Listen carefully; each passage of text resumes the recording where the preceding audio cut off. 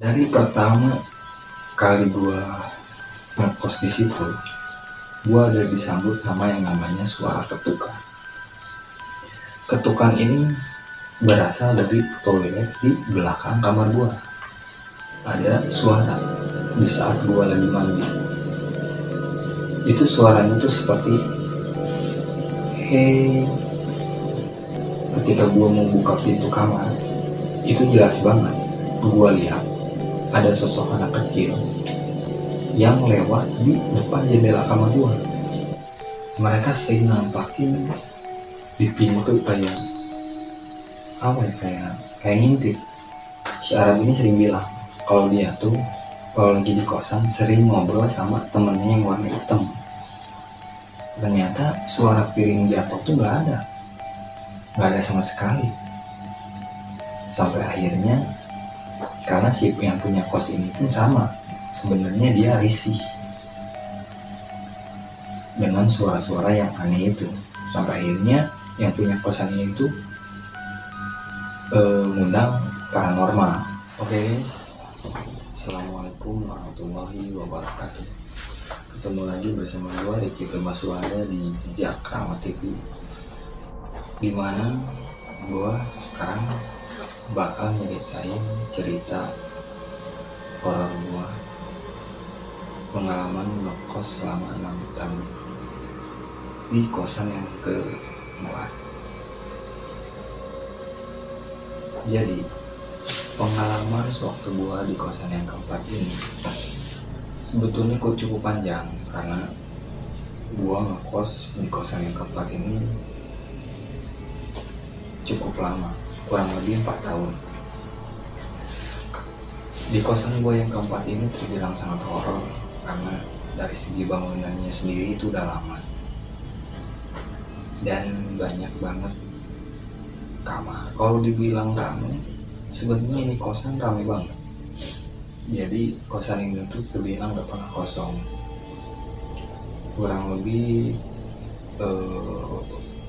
ada 30 pintu.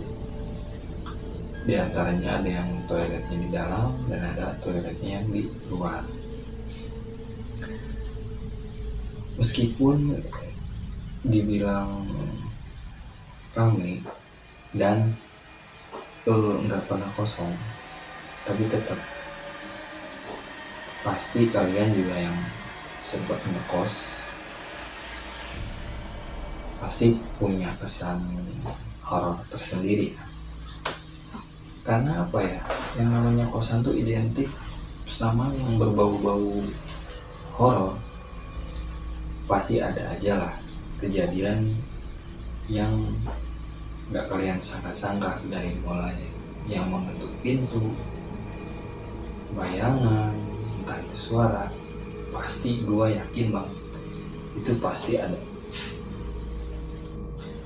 Nah, di cerita gue kali ini, gue bakal sedikit merangkum pengalaman horor gue di kosan yang keempat ini. Kesan pertama gue ngekos di kosan yang keempat ini terbilang cukup horor. Gue juga sempat kaget karena pertama kali gue ngekos, gue ada disambut sama dari mulai suara, bayangan, sampai akhirnya dinampakin. Dan itu gak cuma gue pribadi, teman-teman gue juga banyak yang lihat. Dari pertama kali gue ngekos di situ, gue ada disambut sama yang namanya suara ketukan. Ketukan ini berasal dari toilet di belakang kamar gua. Jadi posisi kamar gua tuh waktu itu membelakangi toilet, yang dimana ketika kalau gua mau ke toilet itu melewati yang namanya lorong. Dan toilet itu lorong itu bersebelahan dengan kamar gua. Otomatis di belakang kamar gua itu toilet. Dan yang masih anehnya, si toilet ini tuh eh, lampunya gak pernah nyala, dalam artian setiap kali diganti oleh pemilik kosan itu pasti mati. Kalau misalkan matinya itu hitungan hari, 1 minggu kemudian lah baru mati, itu mungkin kondisi lampunya yang jelek atau kelistrikannya yang gak normal. Tapi lampunya ini tuh hitungan jam itu udah pasti korslet, udah pasti mati. Dan setiap orang teknik, orang listrik, bahkan orang PLN yang ngebetulin itu bilangnya normal-normal aja. Otomatis kita semua yang ngekos di situ pada heran. Tapi orang yang ngekos di situ nggak pernah bosan, nggak pernah buat pindah kosan. Dalam artian mereka ya masih betah-betah aja. Soalnya di samping kosan gue yang keempat ini suka dipakai mesum buat anak-anak muda yang sekolah SMA atau kuliahan lah, dipakai aja buat bebas. Di samping emang bener bebas, kosan gua tuh kebilang juga murah, apalagi yang toiletnya di luar. Lanjut ke cerita mistis gua. Hal yang pertama gua rasain saat gua baru pindah dan malamnya gua udah disambut sama yang namanya suara ketukan dari toilet belakang kamar gua. Awal mulanya gua ngerasa nggak aneh, ya mungkin itu orang iseng gitu. Tapi ternyata orang yang ngekos di situ nggak pernah mau yang namanya ke toilet tengah malam, ke toilet yang samping yang sebelah kamar gua. Kosan gue yang keempat ini yang toiletnya terpisah itu kurang lebih ada 12 atau 13 pintu lah, dan toiletnya tuh ada 4 di belakang kamar gua, dan yang 2-nya lagi terpisah. Otomatis ada 6 toilet. Toilet yang di belakang kamar gua itu ada 4 toilet, tapi cuma 1 toilet aja yang lampunya kuat nyala lama. Yang 3-nya itu nggak pernah mau apa sih ya, mungkin setannya nggak mau dikasih terang kali ya. Jadi si posisi toilet yang kedua, ketiga, dan keempat itu selalu gelap, bahkan nggak ada anak kos yang berani buat ngisi. Seiring berjalannya waktu, dari mulai ketukan, gue juga ngalamin yang namanya ada suara di saat gue lagi mandi. Itu suaranya tuh seperti hey. Itu sempat gue alamin sebanyak kurang lebih 4 atau 5 kali lah. Ya mungkin suara tetangga kamar gua atau siapa lah gitu kan. Pertama-tama gua berpikir positif lah, karena gua juga nggak mau parno sama hal yang kayak gituan, karena keparnoan gua atau kepanikan gua rasa ya udah cukup lah di kosan yang ketiga gua. Tapi ternyata pengalaman horor itu berlanjut sampai ke kosan keempat dan kelima. Di kosan yang keempat ini, setelah gua ngalamin yang namanya dari mulai ketukan bahkan suara, gua juga sempat ngeliat yang namanya bayangan anak kecil. Ketika jam 5 atau jam 4 dini hari, gua pengen ke toilet. Ketika gua mau buka pintu kamar, itu jelas banget gua lihat ada sosok anak kecil yang lewat di depan jendela kamar gua. Karena gua posisinya berada di depan pintu, otomatis gua langsung buka, dan itu jelas nggak ada siapa-siapa.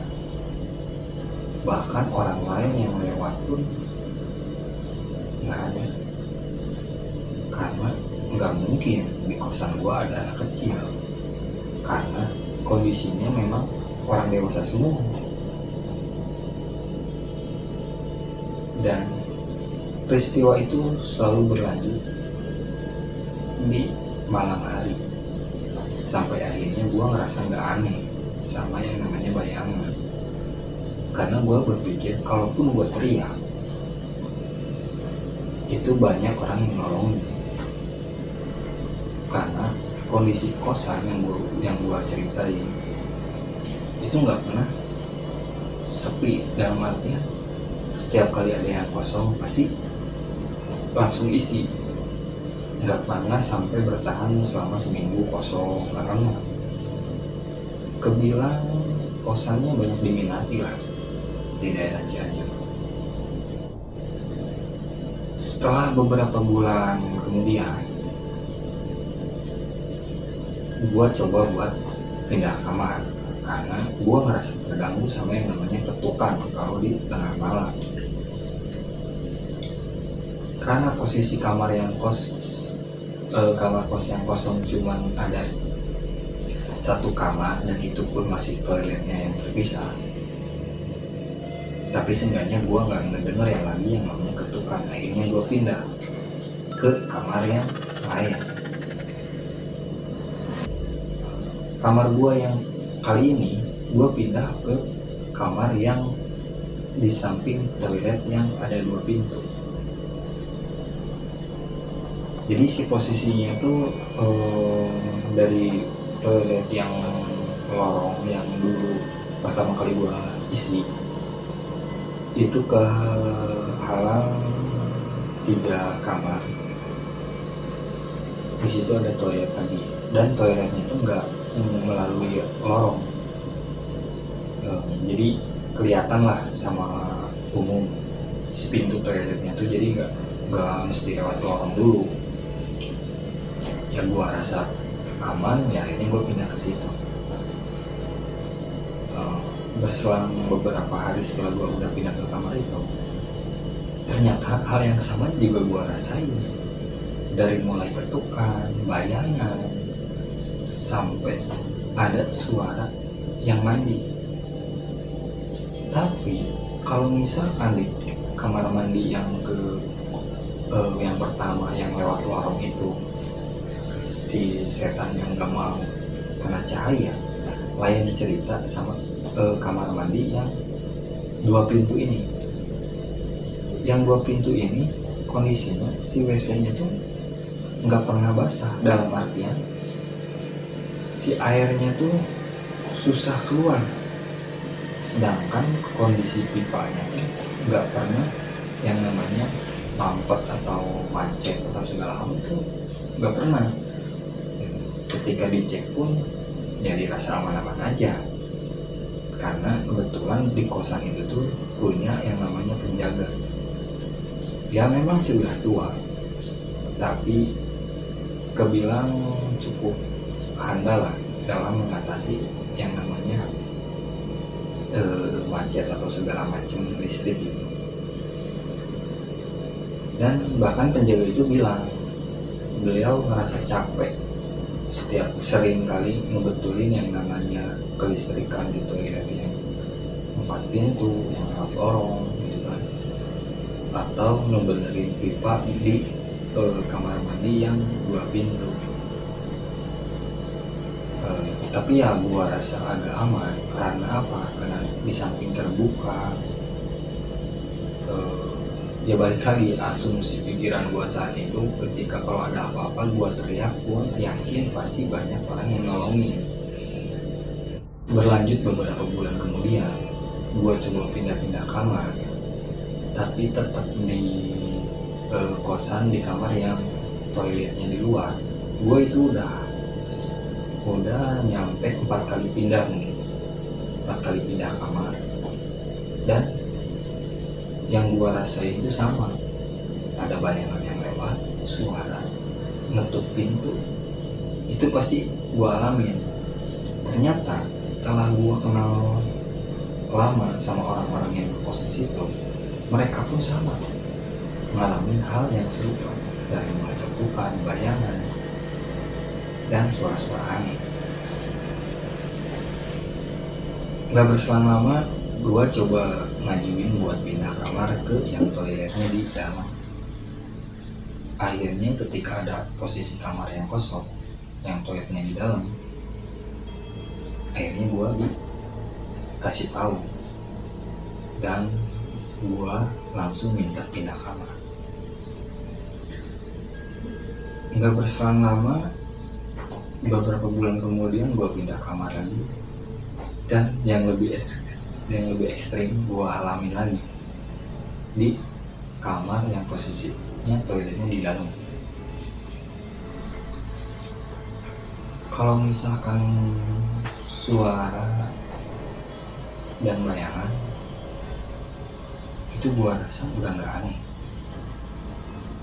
tapi ketika gue pindah kamar ini mungkin lebih ke perwujudan.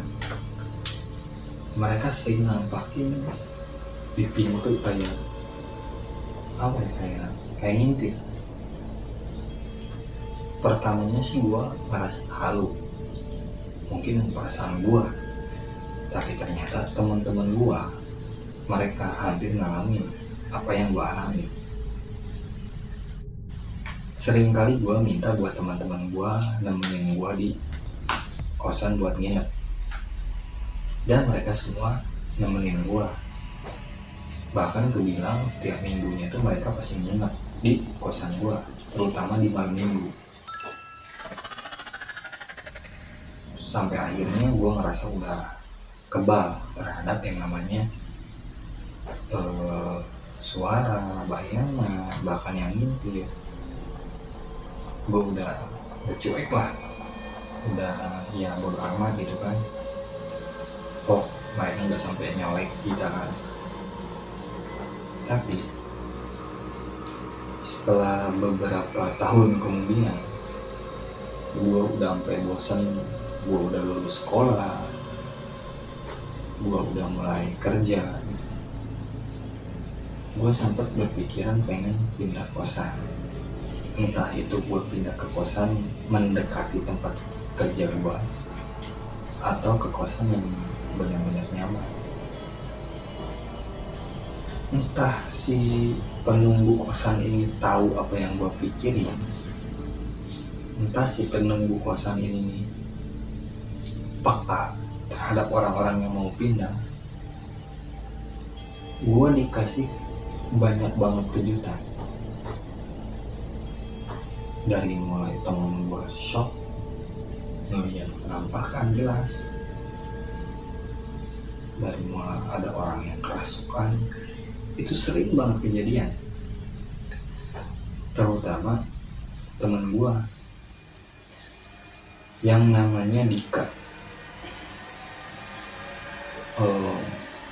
Dan ada beberapa teman gue yang namanya ada Arab dan Ridwan. Mereka semua ini nyaksikan hal yang gak wajar. Jadi ada salah satu teman gue yang dibilang indigo. Dia sering bilang, yang namanya si Arab. Si Arab ini sering bilang kalau dia tuh kalau lagi di kosan sering ngobrol sama temennya yang warna hitam. Entah itu benar atau bohong, tapi teman gue yang namanya Dika sama si Ada ini ngeliat jelas yang dibilang sama si Arab ini temennya. Awalnya kita mikir halu mungkin, bercanda atau apalah. Tapi setelah gua yakinin diri gua mau pindah, itu benar jelas dirasain, bahkan disaksiin sama temen gua bahwa si hitam ini tuh ada. Kondisinya pada saat itu temen gue entah mau ngapain, dia kok coba buat ke belakang. Jadi si posisi kamar si Arab ini membelakangi parkiran atau garasi mobil. Si jendelanya tuh, jendela ventilasi belakangnya tuh nggak ada kacanya. Itu jendela cuma dihalangin sama gorden. Otomatis kalau ada orang yang melambaiin tangan atau ada orang yang ngintip atau segala macam, itu pasti langsung keluar. Entah itu si tangannya dimasukin keluar atau kepalanya dikeluarin, itu otomatis langsung keluar. Dan yang bikin kaget si Dika sama si Ada ini sampai jerit-jerit, itu dia ngeliat sosok kepala, rambutnya panjang, matanya merah, dan lidahnya itu menjulur. Itu keluar dari jendela tersebut. Karena posisinya agak gelap, karena posisi Arab ini tuh katanya lagi keluar, otomatis lampu kosannya tuh, lampu kamarnya itu nggak nyala dong. Itu cuma ngelihat matanya aja dan sedikit kena cahaya, rambutnya itu yang gimbal itu keluar dari ventilasi kamar si Arab. Si Angga si Ada ini teriak sampai lari-lari, sampai ngebangunin yang punya kosan. Otomatis orang yang ngekos ini kaget dong, ada apa gitu kan, kirain ada maling atau ada apa, yang pada akhirnya bikin panik satu kosan. Akhirnya pada cerita dong, malam itu kita sampai gadang, satu kosan tuh sampai deket semua, sampai bercerita pengalaman apa aja yang mereka alami selama ngekos di situ, dari suara, banyak, ternyata mereka semua tuh pada ngalamin, kecuali hal yang dialami si Dika sama si Ada ini. Karena gue rasa penasaran gue terhadap apa yang dilihat sama si Dika sama si Ada ini, gue ke belakangin masalah gue mau pindah. Gue sempat agak lama dulu di situ, beberapa tahun kemudian, sampai akhirnya ada masalah antara si bapak kos dan si ibu kos ini. Mereka mau cerai gitu kan. Ketika proses penceraian, si bapak kos sama si ibu kos ini, otomatis si bapak kosnya sendiri kan, gak ada teman, dan dia selalu minta ditemenin sama teman gua yang namanya si Ridwan. Saat itu gua satu kosan sama si Ridwan, ada juga si Agung, si Budi, dan udah berempat gua kos. Yang sering nemenin ini si Ridwan. Nah, si Ridwan sempat pernah cerita ketika dia nemenin si yang punya kos di rumahnya tuh, dia sering ngedengar kayak piring jatuh atau suara-suara apa yang sekiranya berisik di dapur. Ini dialami, tapi si yang punya kosan itu sering bilang, "Wan, jangan panik, hirauin aja," gitu kan. Tapi tetap si Ridwan ini penasaran dong tentang apa yang dia dengar. Ketika suatu malam dia nginep di situ dan dia ngedengar hal yang serupa, dia cek, ternyata suara piring jatuh tuh nggak ada sama sekali. Sampai akhirnya, karena si yang punya kos ini pun sama, sebenarnya dia risih dengan suara-suara yang aneh itu. Sampai akhirnya yang punya kosan itu ngundang paranormal. Sampai akhirnya paranormal itu datang. Itu satu kosan semuanya nyium yang namanya bau kemenyan. Mungkin orang yang nggak tahu berpikir ada apaan gitu kan. Tapi karena gua udah dikasih tahu sama si Ridwan bahwa yang punya kos ini tuh lagi ritual pengusiran atau apalah ya, mungkin kalau di Islam disebut syariat. Sebenarnya si pemilik kosan ini tuh Kristen agamanya, tapi beliau minta tolong ke ahli hikmah orang Muslim, dan akhirnya setelah udah dirasa mungkin udah diusir atau segala macam, si Ridwan dimintai nginep lagi di kosan, di kamarnya yang punya kos, dan suara itu pun masih ada dan terus sering kali kedengar, bahkan lebih parah, sampai akhirnya si Ridwan minta gua juga ikut nemenin. Hal yang gua rasa nggak percaya, akhirnya gua juga ngedengerin itu suara piring pecah, dirasa mestinya satu rak itu jatuh. Ketika gua cek sama si Ridwan, itu nggak ada satupun piring yang pecah. Dirasa gua nggak kuat, ya akhirnya gua mutusin buat ke kamar. Ketika gua ke kamar sendiri, hal yang gua rasain, bahkan hal yang gua alami lebih kaget ketimbang suara yang di kamar yang punya kos. Gua ngelihat ada bayangan putih ngelewat di depan toilet gua. Gua akhirnya panik. Pada akhirnya gua pergi keluar buat cari angin atau ngopi-ngopi.